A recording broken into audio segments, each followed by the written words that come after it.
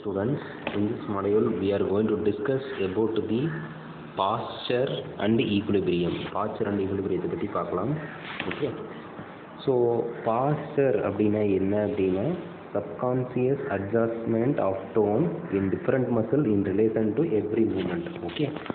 ஒவ்வொரு மூமெண்ட்டுக்கும் நம்ம சப்கான்சியஸாக அந்த மசில் டோன் வந்து அட்ஜஸ்ட் ஆகும். ஓகேவா, ஒவ்வொரு மசில்லையும் ஒவ்வொரு மூமெண்ட்டுக்கு தகுந்த மாதிரி நம்மளுடைய அந்த சப்கான்சியஸ் அட்ஜஸ்ட்மெண்ட், அதாவது அந்த டோன் வந்து அட்ஜஸ்ட் ஆகும். அதைத்தான் நம்ம பாஸ்சர் அப்படின்னு நம்ம சொல்கிறோம். ஓகேவா, எதுக்கு posture, what is the importance of posture அப்படின்னா ஒரு மூமெண்ட்டை ஸ்மூத்தாகவும் அக்யூரேட்டாகவும் பண்ணுறதுக்கு you need a good posture. Okay, and also to maintain a line of gravity, and the line of gravity constant இருக்கணும் அப்படின்னா for that also for maintaining the line of gravity.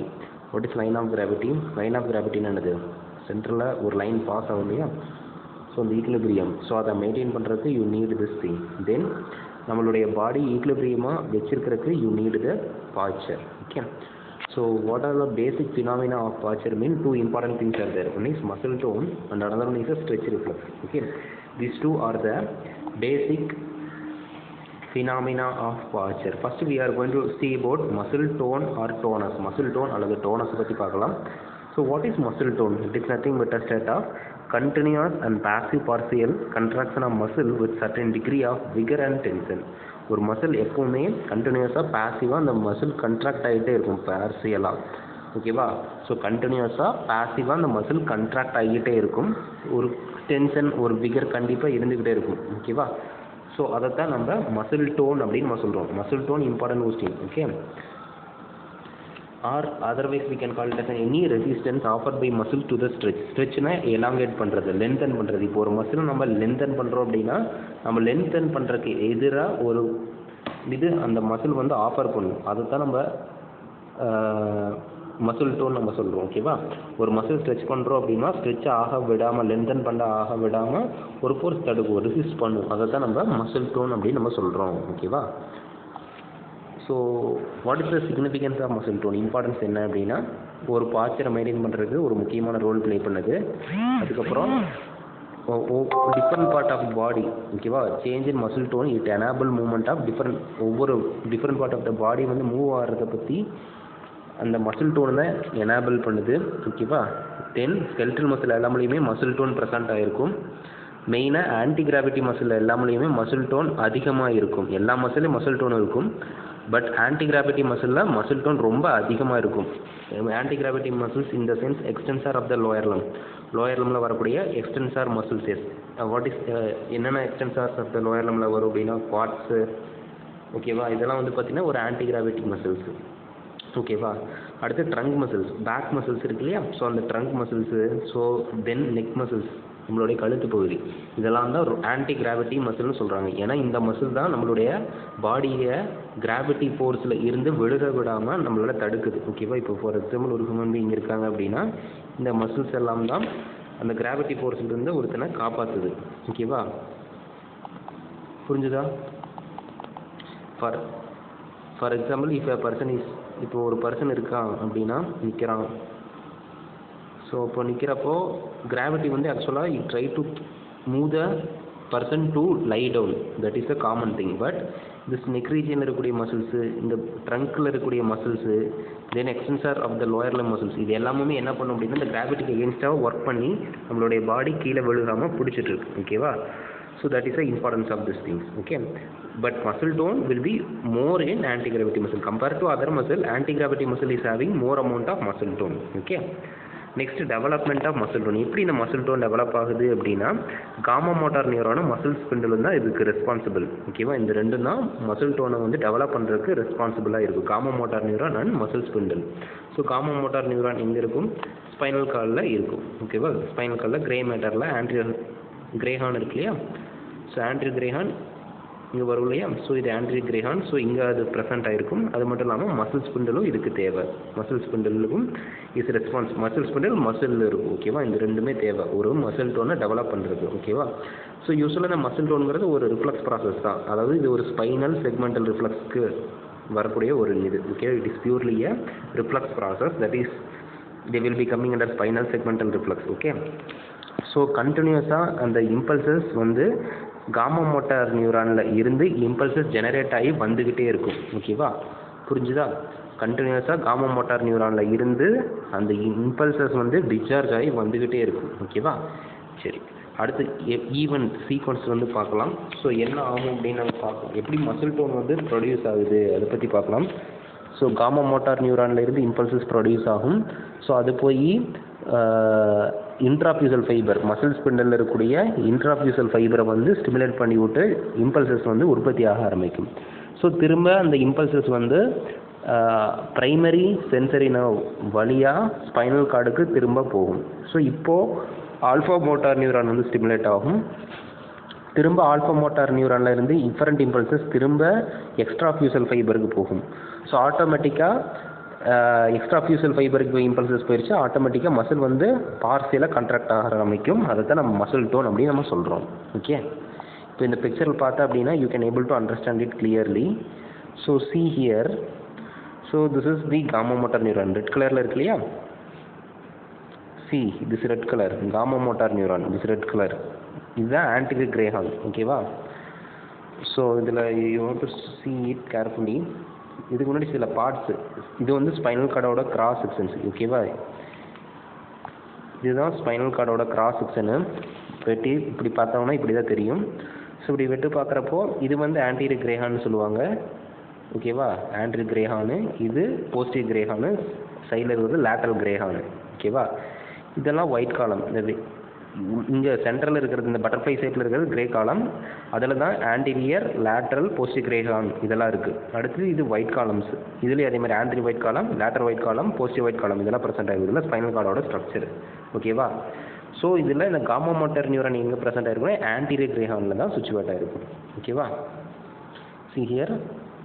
So this is the anterior grey horn. புரிஞ்சுதா?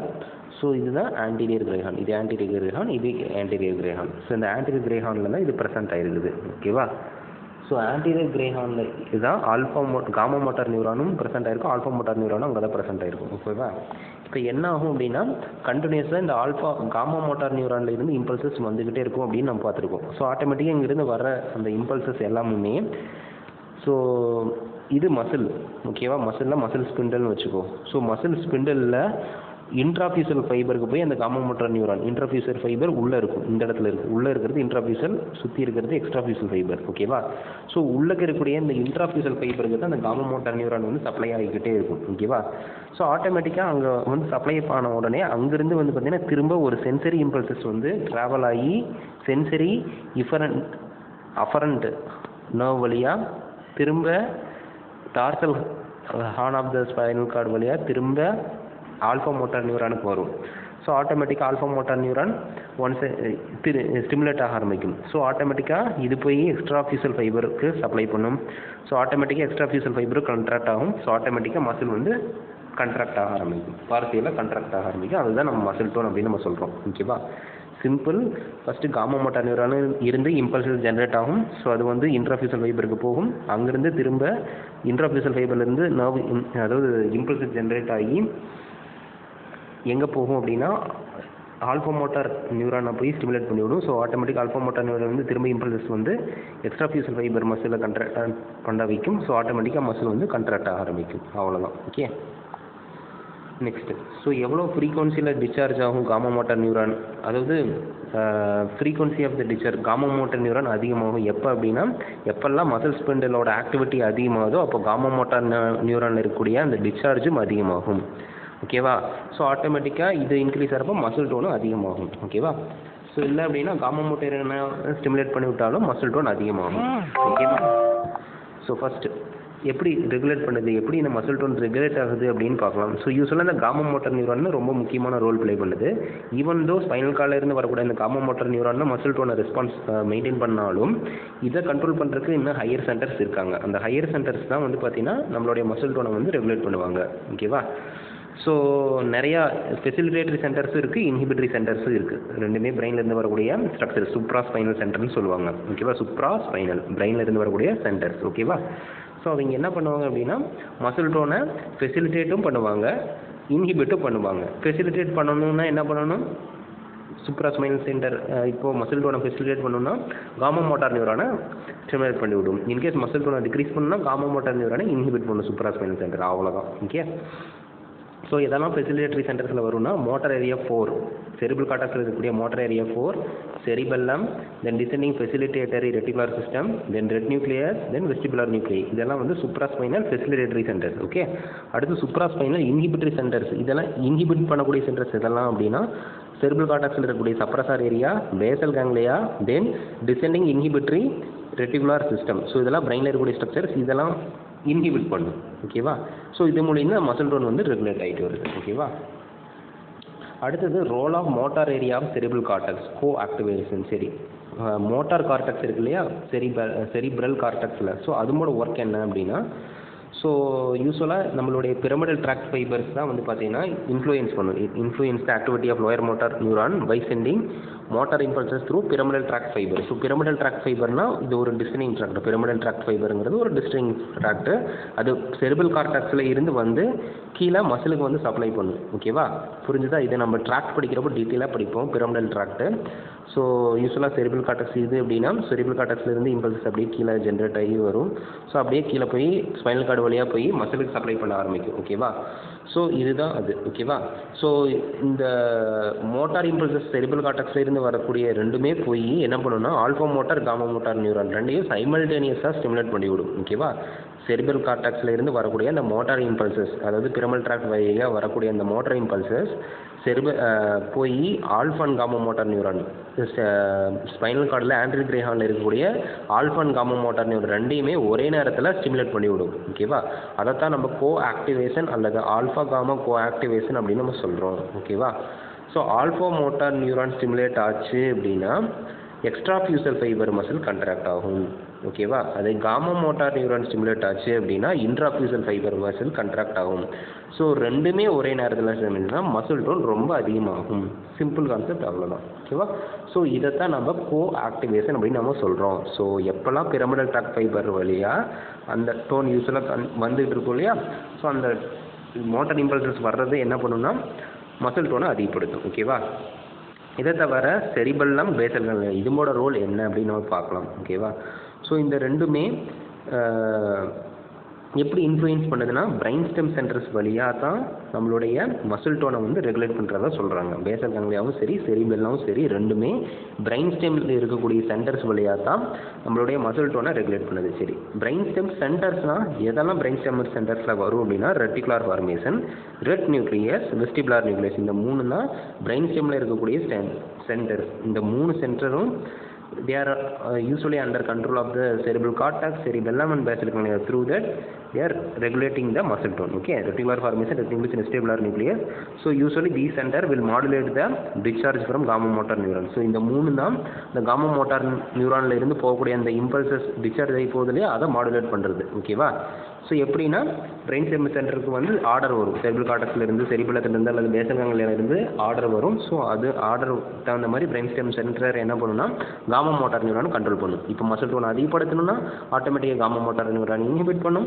In case muscle டோனை வந்து பார்த்தீங்கன்னா குறைக்கணும் அப்படின்னா சரி, muscle டோனை அதிகப்படுத்தணும்னா காமா மோட்டார் நியூரானை ஸ்டிமுலேட் பண்ணிவிடும். மசில் டோனை குறைக்கணும் அப்படின்னா ஆல்ஃபா காமா மோட்டார் நியூரானை இன்ஹிபிட் பண்ணும் ஆட்டோமேட்டிக்காக. ஓகேவா. நெக்ஸ்ட்டு முடிஞ்சிச்சு. அடுத்து ஸ்ட்ரெச் ரிஃப்ளெக்ஸ் பார்க்கலாம். மசில் டோன் முடிஞ்சிச்சு. ரெண்டாவது ஸ்ட்ரெச் ரிஃப்ளெக்ஸ். ஸோ இது வந்து பார்த்தீங்கன்னா ஒரு பாச்சரை மெயின்டைன் பண்ணுறதுக்கான ஒரு பேசிக் ரிஃப்ளெக்ஸ். ஓகேவா. ஸோ இது நார்மலாக மெயினாக பாடியை வந்து அப்ரைட் பொசிஷனை மெயின்டைன் பண்ணுறதுக்கு இந்த ரிஃப்ளெக்ஸ் ரொம்ப ரொம்ப ஹெல்ப்ஃபுல்லாக இருக்கும். நம்ம ஒரு பாடியை நிற்கிறோம் அப்படின்னா ஸோ அதுக்கு ஸ்ட்ரெச் ரிஃப்ளெக்ஸ் ரொம்ப முக்கியமான ரோல் ப்ளே பண்ணுது. இதுவும் அதே மாதிரி எக்ஸ்டென்சர் ரிஃப்ளெக்ஸும் அதிகமாக எங்கே இருக்குன்னா எக்ஸ்டென்சர் கம்பார்ட்மெண்ட் ஆஃப் மசில்ஸில் தான் இருக்குதுன்னு சொல்கிறேன். ஓகேவா. அடுத்தது பாச்சர் ரிஃப்ளெக்ஸஸ் பார்க்கலாம். ஓகேவா. ஸோ பாச்சர் ரிஃப்ளெக்ஸ் எதுக்கு தேவை அப்படின்னா ஒரு பாச்சரை ஒரு பொசிஷன், பாச்சர்னா ஒரு பொசிஷன் நம்ம சொல்லலாம். ஓகேவா. அதை மெயின்டைன் பண்ணுறதுக்கு தேவை. ஓகேவா. இப்போ ஒரு பொசிஷன்னா என்னது, சிட்டிங் ஒரு பொசிஷன், ஸ்டாண்டிங் ஒரு பொசிஷன், லையிங் ஒரு பொசிஷன், இந்த மாதிரி தான். ஓகேவா. ஸோ ஒரு பொசிஷனை மெயின்டைன் பண்ணுறது தான் நம்ம பாச்சர் ரிஃப்ளெக்ஸ்ன்னு சொல்கிறோம். ஓகேவா. ஸோ ஒரு பாச்சரை மெயின்டைன் பண்ணுறதுக்கான அஃபரண்ட் இம்பல்சஸ் எங்கேருந்து வரும் அப்படின்னா ஒன்று ப்ரொப்ரையோசெப்டார், ரெண்டாவது வெஸ்டிபுலர் apparatus, மூணாவது ரெட்டினா ஆஃப் த ஐ. இந்த 3 ரீஜியனில் இருந்து தான் அப்பரண்ட் இம்பல்சஸ் வரும். ஓகேவா?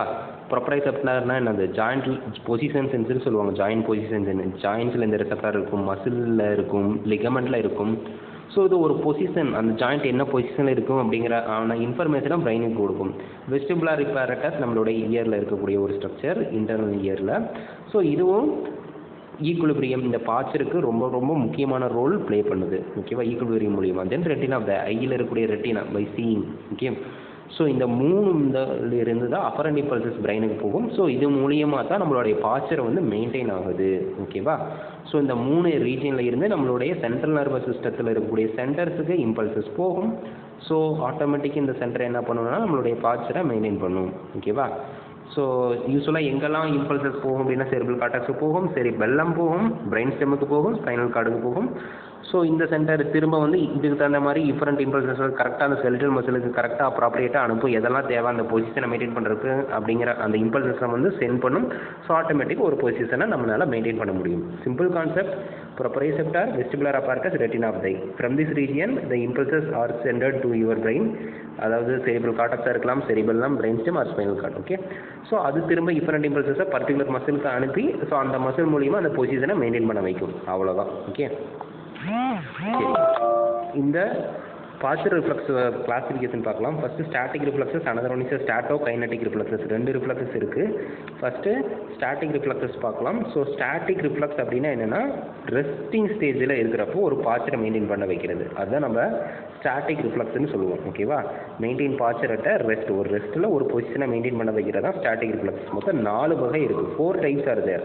General static reflexes or righting reflexes, local static reflexes or supporting reflexes, segmental static reflexes, statotonic or attitudinal reflexes. First நம்ம general static reflexes or righting reflexes பற்றி பார்க்கலாம்.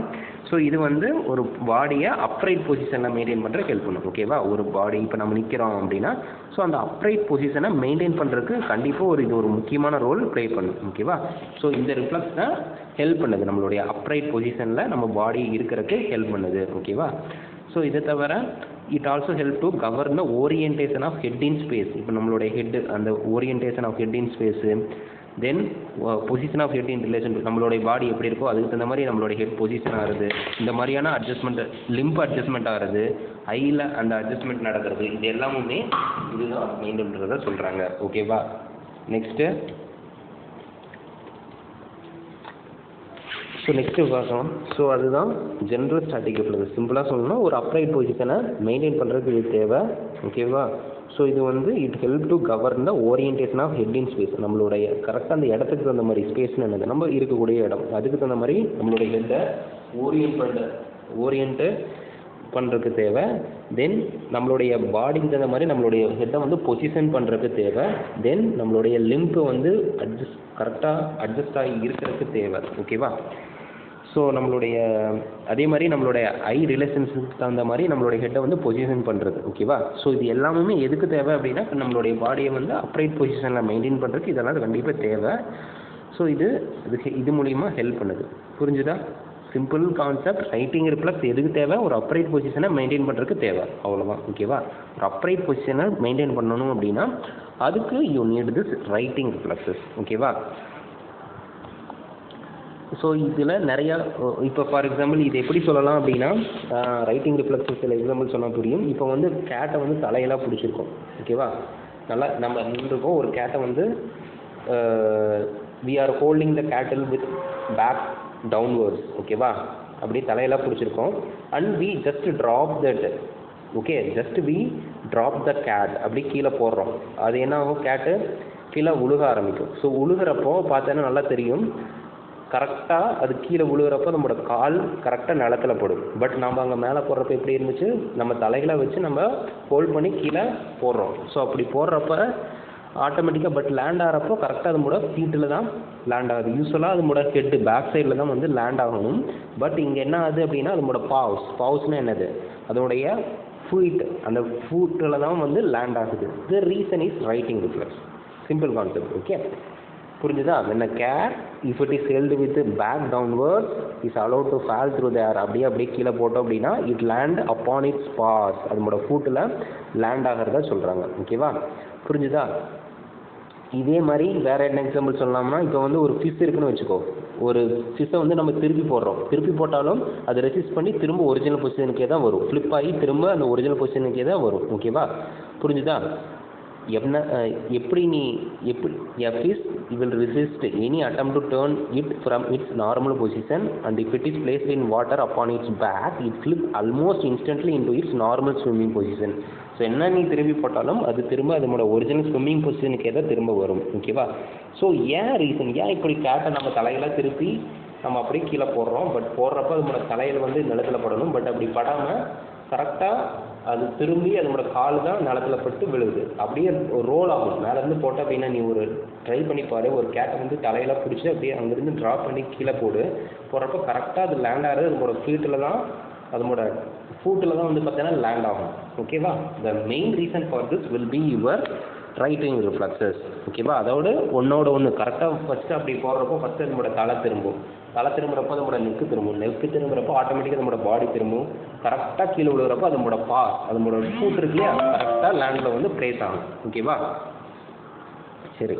So writing reflex மொத்தம் 5 type இருக்குது. Righting ரிஃப்ளெக்ஸில் labyrinthine righting reflexes acting on the neck muscle. First நெக்கில் act ஆகிறது. அடுத்து so அதை பற்றி பார்க்கலாம். ஃபஸ்ட்டு அதை பற்றி பார்க்கலாம். Labyrinthine righting reflexes acting on the neck muscles. நெக் மசில்ஸை என்ன பண்ணும் அப்படின்னா, so turning the body of the animal through air into different position is followed by compensatory movement of the head. Simple concept இவ்வளவுதான்.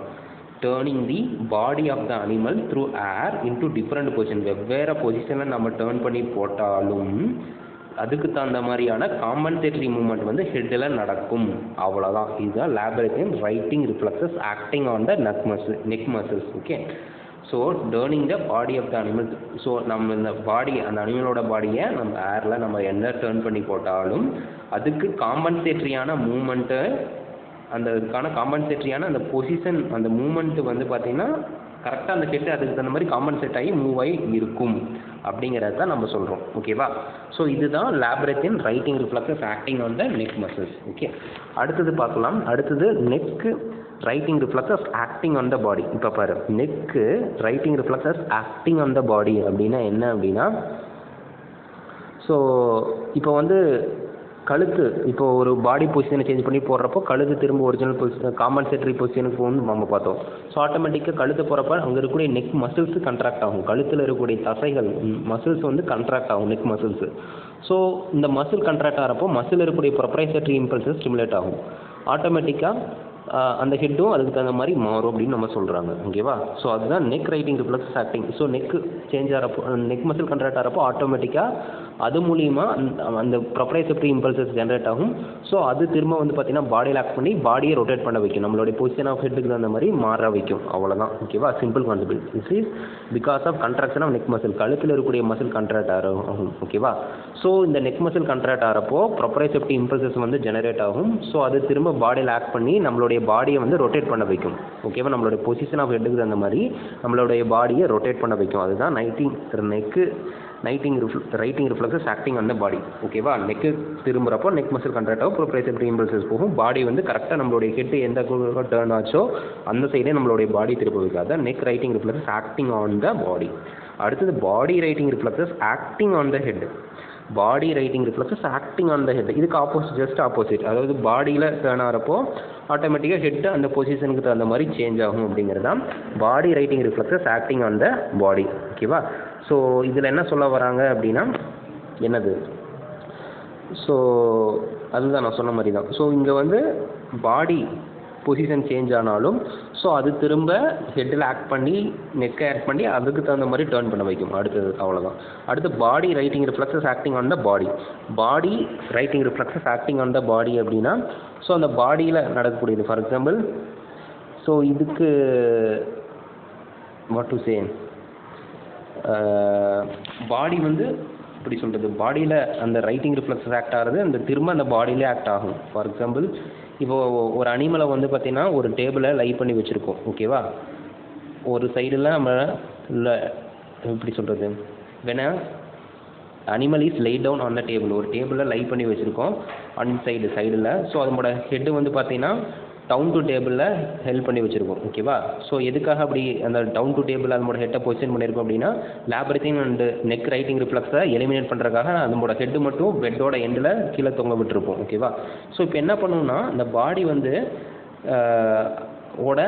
ஆட்டோமேட்டிக்காக அந்த பாடி என்ன பண்ணும் அப்படின்னா அதனோட லோயர் பார்ட்ஸ் இருக்கு இல்லையா, ஸோ அதை வந்து ரைஸ் பண்ண வைக்கும். ஏன்னா நம்மளுடைய ஹெட் இப்படி இருக்குது. ஸோ ஆட்டோமேட்டிக்காக அப்பர் அந்த லோயர் பார்ட் ஆஃப் த பாடியை உயர்த்தும், ரைஸ் பண்ண வைக்கும். ஓகேவா? ஏன் அப்படி நடக்குது அப்படின்னா ஸோ பிகாஸ் ஆஃப் நம்ம படுக்க வச்சுருக்கோம். ஸோ ஆட்டோமேட்டிக்காக அங்கே இருக்கக்கூடிய எக்ஸ்டீரியோ ரிசெப்டார்ஸு எல்லாமே என்ன பண்ணும் அப்படின்னா நம்மளுடைய பாடியில் ஆக்ட் பண்ணி அந்த பாடியை ரைஸ் பண்ண வைக்குது. அவ்வளோதான். அதுதான் body righting reflexes acting on the body. அடுத்து ஆப்டிக்கல் ரைட்டிங் ரிஃப்ளெக்ஸஸ் பற்றி பார்க்கலாம். ஸோ ஆப்டிக்கல் அப்படின்னாவே நம்மளுடைய ரெட்டினல் இம்பல்சஸ். ஓகேவா?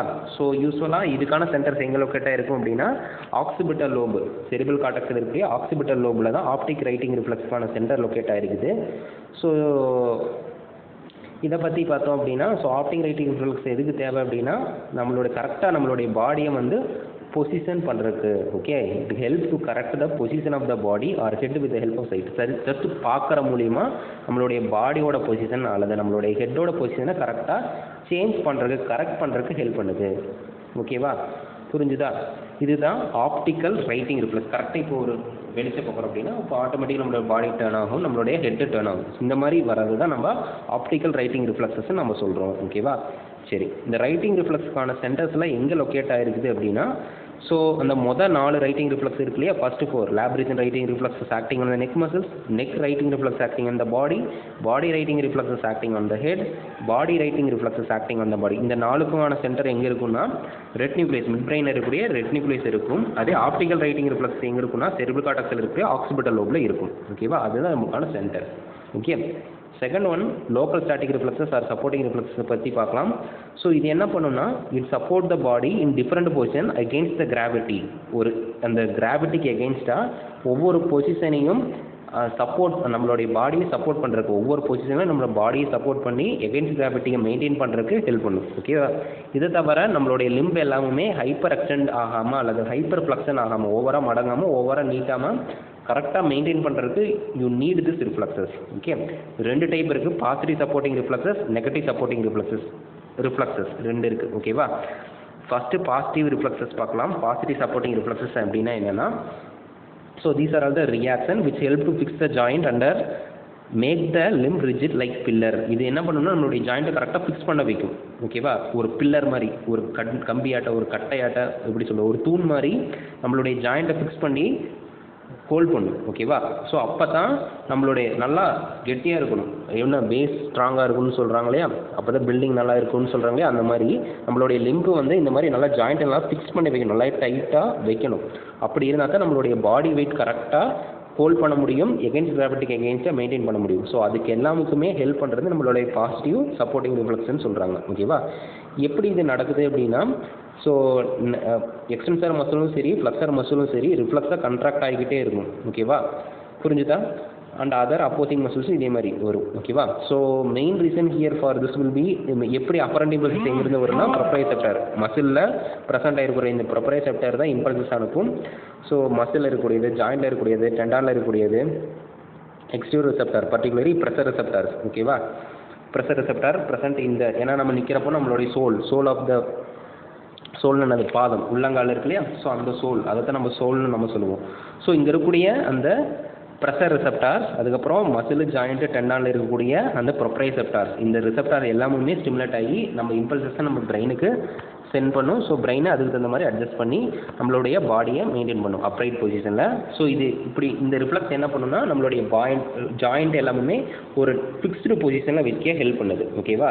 ஸோ அப்போ தான் நம்மளுடைய பாடி ஹோல் வெயிட் அதில் வரும், கிராவிட்டிக்கு அகெயின்ஸ்ட்டு நம்மளால் எக்ஸிஸ்ட் பண்ண முடியும். ஓகே, அடுத்து நெகட்டிவ் சப்போர்ட்டிங் ரிஃப்ளெக்ஸஸ் பார்க்கலாம். இது என்ன பண்ணணும் அப்படின்னா அதுக்கு ஆப்போசிட் நம்மளுடைய மசிலை ரிலாக்ஸ் பண்ண வைக்கும், அதாவது ஜாயிண்ட்டை அன்ஃபிக்ஸ் பண்ண வைக்கும். ஏன்னா நம்ம அப்படியே மெயின்டைன் பண்ணணுங்கிறது இல்லையா, ஸோ அப்படியே நம்மளால் மெயின்டைன் பண்ண முடியாது. ஓகேவா? இப்போ ஃபார் எக்ஸாம்பிள் அப்படியே என்னென்னா அப்படியே தான் இருப்போம், சில மாதிரி அப்படியே தான் இருப்போம். நம்ம ஒரு பொசிஷன்லேருந்து இன்னொரு பொசிஷன் போகணும் அப்படின்னா ஆட்டோமேட்டிக்காக ஒரு பொசிஷன்லேருந்து இன்னொரு பொசிஷனுக்கு போகிறப்போ மசில் வந்து ரிலாக்ஸ் ஆகும், ஸோ ஜாயிண்ட் வந்து அன்ஃபிக்ஸ் ஆகும். ஓகேவா? ஸோ புது பொசிஷனுக்கு போகும். ஓகேவா? ஸோ ஒரு பொசிஷனுக்கு போகணும் அப்படின்னா ஒரு சைடில் வந்து நல்லா ஹோல்ட் பண்ணி இருக்கணும். இப்போ ஒரு கால் எடுத்து வைக்கிறோம் அப்படின்னா ஒரு கால் சைடு ஃபுல்லாக வெயிட் இருக்கணும், ஆப்போசிட் கால் வந்து பார்த்தீங்கன்னா லூஸாக இருக்கணும்.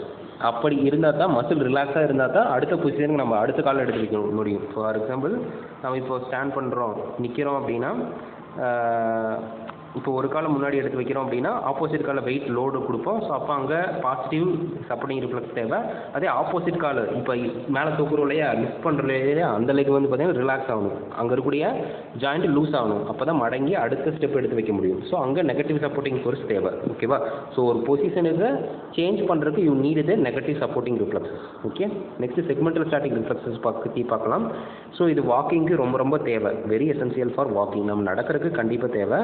ஸோ நடக்கிறப்போ during walking in one leg, ஒரு காலில் நடக்கிறப்போ அந்த ஃப்ளெக்ஸார் ஆக்டிவாக இருக்கும், அதே அந்த சைடில் இருக்கக்கூடிய எக்ஸ்டென்சர் மசில் வந்து இன்ஹிபிட்டாக இருக்கும். ஓகேவா? இப்போ நடக்கிறோம் அப்படின்னா நடக்கிறப்போ ஒரு லெக்கில் இருக்கக்கூடிய ஃப்ளெக்ஸார் ஆக்டிவாக இருக்கும், எக்ஸ்டென்சர் இன்ஹிபிட்டாக இருக்கும். அதே ஆப்போசிட் லெம்பில் ஃப்ளெக்ஸார் இன்ஹிபிட்டாக இருக்கும், எக்ஸ்டென்சர் வந்து ஆக்டிவாக இருக்கும். ஓகேவா? ஸோ அந்த ஃப்ளெக்ஸார் எக்ஸ்டென்சர் அந்த சேம் லெம்பில் இருக்கக்கூடிய அந்த ஃப்ளெக்ஸார் எக்ஸ்டென்சர் வந்து பார்த்தீங்கன்னா ஒரே நேரத்தில் ஆக்டிவாக இருக்காது, சைமல்டேனியஸாக it will be not active. ஓகேவா? அதைத்தான் நம்ம கிராஸ் எக்ஸ்டென்சர் ரிஃப்ளெக்ஷன் நம்ம சொல்கிறோம். ஓகேவா? இப்போது ரெண்டு கால்லையும் ஒரே நேரத்தில் ஃப்ளெக்ஸர் வேலை செய்யாது. ஓகேவா? ஒரு சைடு ஃப்ளெக்ஸர் வேலை செஞ்சுன்னா ஆப்போசிட்டில் எக்ஸ்டென்சர் வேலை செய்யும். அதே இந்த பக்கம் எக்ஸ்டென்சர் இன்ஹிபிட் ஆச்சுன்னா அந்த பக்கம் எக்ஸ்டென்சர் ஒர்க் பண்ண ஆரம்பிக்கும். ஓகேவா? இதை தான் நம்ம கிராஸ் எக்ஸ்டென்சர் ரிஃப்ளெக்ஷன் நம்ம சொல்கிறோம். புரிஞ்சுதா? இது வாக்கிங்க்கு ரொம்ப ரொம்ப தேவை. இப்போ ஒரு ஸ்டெப் எடுத்து வைக்கிறோன்னா இப்போ ஒரு காலில் இருக்கக்கூடிய ஃப்ளெக்ஸர் வேலை செய்யணும், ஆப்போசிட் காலில் எக்ஸ்டென்சரை வேலை செய்யணும். சிம்பிள் கான்செப்ட், அவ்வளோதான். அதே இந்த பக்கம் அப்படின்னா இப்போ இந்த ரைட் சைடு காலில் ஃப்ளெக்ஸர் வேலை செஞ்சதுன்னா அந்த சைடு இருக்கக்கூடிய எக்ஸ்டென்சர் மசில் வந்து ஒர்க் பண்ணும். ரெண்டுமே ஆன்டகோனிஸ்டிக் மசில். ஓகேவா? ஃப்ளெக்ஸர் அண்ட் எக்ஸ்டென்சர் ரெண்டுமே ஆப்போசிட் மூவ்மெண்ட். ஓகேவா? ஸோ இதுதான் நடக்கும். ஓகேவா? So the flexor and extensor same limb வந்து ஆக்டிவாக ஒரே நேரத்தில் ஆக்டிவாக சைமல்டேனியஸில் இருக்காது அப்படின்னு சொல்கிறாங்க. இதுதான் நம்ம கிராஸ் எக்ஸ்டென்சர் ரிஃப்ளெக்ஷன் நம்ம சொல்கிறோம்.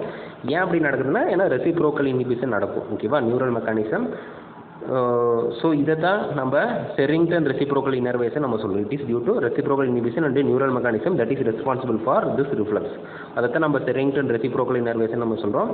ஸோ இந்த ரிஃப்ளெக்ஸஸ் தான் நம்மளுடைய வாக்கிங்க்கு ரொம்ப ரொம்ப ஹெல்ப்ஃபுல்லாக இருக்குது. ஓகேவா? சரி, இதுக்கான சென்டர் எங்கே லொக்கேட் ஆயிருக்குன்னா ஸ்பைனல் கார்டில் ப்ரெசென்ட் ஆகிருக்கும். ஓகேவா? அடுத்தது statotonic or attitudinal reflexes. Okay, statotonic or attitudinal reflexes பற்றி பார்க்கலாம். ஸோ இது வந்து நம்மளுடைய ஆட்டிடியூட் ஆஃப் த பாடிக்கு அந்த மாதிரி டெவலப் ஆகும். ஓகேவா? ரெண்டு டைப் இருக்குது. ஒன்று tonic labyrinthine reflex and neck reflexes acting on limbs. அடுத்தது labyrinthine and neck reflexes acting on the eyes. First tonic labyrinthine and neck reflexes acting on the limb பார்க்கலாம். ஸோ இந்த ரிஃப்ளெக்ஸ் என்ன பண்ணும் அப்படின்னா tonic labyrinthine and neck reflexes acting on the limb என்ன பண்ணுன்னா it decrease or increase the tone of the skeletal muscle of the limb. நம்மளுடைய லிம்பில் இருக்கக்கூடிய ஸ்கெலிட்டல் மசிலில் மசில் டோனை அதிகப்படுத்தும் ஆர் குறைக்கும். ஸோ நம்மளுடைய பொசிஷன், நம்மளுடைய ஹெட்டோட பொசிஷன் எங்கே இருக்குது அப்படிங்கிறதுக்கு தகுந்த மாதிரி, ஸோ அதுக்கு தகுந்த மாதிரி நம்மளுடைய லிம்போட மசில் டோனை அதிகப்படுத்தும் இல்லைன்னா குறைக்கும். நம்மளுடைய ஹெட் பொசிஷனை வச்சு நம்மளுடைய மசில் டோனை அதிகப்படுத்தும் குறைக்கும். லிம்பில் இருக்கக்கூடியது, லிம்பில் கை காலில் இருக்கக்கூடிய மசிலோட டோனை. ஓகேவா? ஸோ அதைத்தான் நம்ம tonic labyrinthine and neck reflexes acting on the லிம்னு நம்ம சொல்லுவோம். அடுத்து labyrinthine and neck reflex acting on the eyes. So இதில் என்னென்ன சொல்கிறாங்க அப்படின்னா according to this change in the position of the head and neck the eyes are also move. ஓகேவா? So இதில் என்ன சொல்கிறாங்க, அதாவது லேப்ரத்தின் அண்ட் நெக் ரிஃப்ளெக்ஸ் ஆக்டிங்கில் என்ன சொல்கிறாங்க அப்படின்னா according to changes in the position of the head, நம்மளுடைய பொசிஷன் ஆஃப் த ஹெட் வந்து சேஞ்ச் ஆகிறப்போ அந்த ஐஸும் வந்து பார்த்தீங்கன்னா அந்த மாதிரி மூவ் ஆகும். Okay, not moved, it is move ஆகிறது. ஓகேவா? According to the changes in the position of the head and neck, நம்மளுடைய head and neck position change ஆகிறப்போ அந்த ஐஸும் வந்து பார்த்தீங்கன்னா அதுக்கு அந்த மாதிரியே மூவ் ஆகும் அப்படின்னு சொல்கிறாங்க. ஸோ அதுக்கு ஹெல்ப் பண்ணக்கூடிய ரிஃப்ளெக்ஸ் தான் labyrinthine neck reflexes acting on the eyes. புரிஞ்சுதா? சிம்பிள் கான்செப்ட், அவ்வளோதான். ஸோ நம்மளுடைய ஹெட் அண்ட் நெக் வந்து பொசிஷன் சேஞ்ச் ஆக நம்மளுடைய ஐஸும் அதுக்கு தகுந்த மாதிரியே மூவ் ஆகும். ஸோ அதைத்தான் நம்ம லேப்ரத்தின் நெக் ரிஃப்ளெக்ஸ் ஆக்டிங் வந்து ஐஸ்ன்னு நம்ம சொல்கிறோம். சரி, இந்த ஸ்டாட்டோடோனிக் ஆர் ஆட்டிடியூடினல் ரிஃப்ளெக்ஸுக்கான சென்டர் எங்கே இருக்குன்னா மிடில் ஆப்லாங்கேட்டா.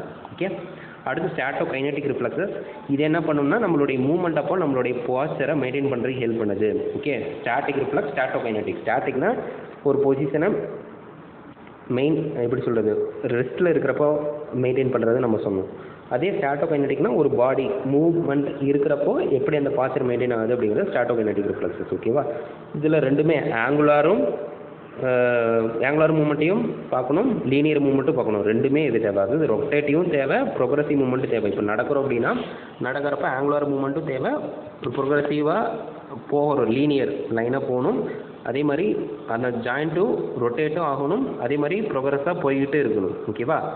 ஸோ இதுதான் நம்ம ஸ்டாட்டோகைனெட்டிக் ரிஃப்ளெக்ஸ்னு நம்ம சொல்லுவோம். இதுக்கு இந்த ரிஃப்ளெக்ஸுக்கு யார் ஹெல்ப் பண்ணுவாங்கன்னா நம்ம vestibular apparatus play a very very important role for this thing. Okay, புரிஞ்சுதா?